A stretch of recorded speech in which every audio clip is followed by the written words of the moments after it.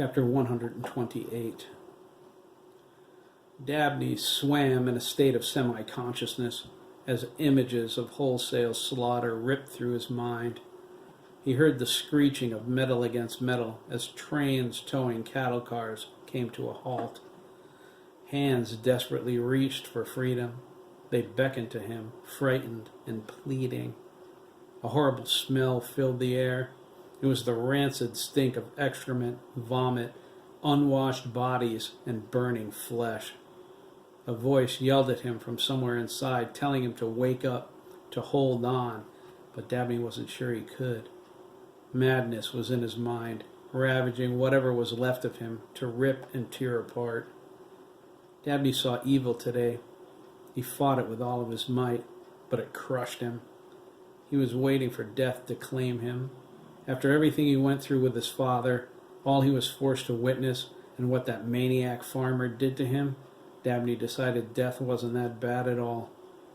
He heard a young boy's voice.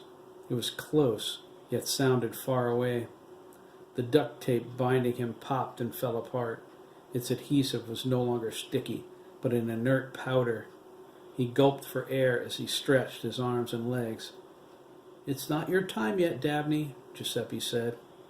Wade said, "You need to come back now, laddie. Death will not be taking you today." "Lights!" Giuseppe exclaimed. He giggled as the laboratory lights came up. "Lights!" Dabney was momentarily blinded. "Who's there?" he asked, his voice raspy. He shook as he fought to find his center. The boy giggled. Dabney's vision cleared. His eyes focused on Giuseppe. He sat on the lab table, covered with black dirt. Dabney's mouth dropped open when he spotted the horrible gash in his throat. "Don't be afraid, Dabney," Giuseppe said. "I'm Giuseppe Luciano. I'm here to help you." Dabney was about to scream when another ghost appeared. He was an older man, only not as visible as Giuseppe. He was almost see-through. He shook his head and smiled cheerfully. "Hop to it, laddie," Wade said. "You haven't much time.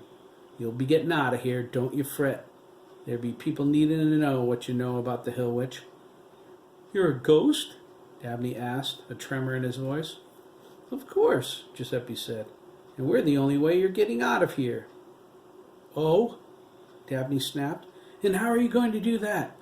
He glared at the huge concrete door. "Open sesame doesn't work. I tried." Giuseppe chuckled. "Ghosts can make things move too, dummy." "It won't be easy," Wade said. "But in the meantime, stand ready. Your friends need you, lad.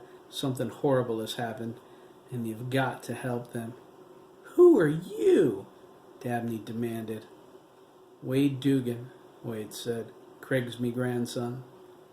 Dabney's mouth fell open. The two spirits closed their eyes.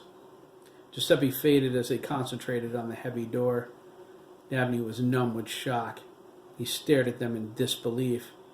Then he saw the door move an inch, and then another.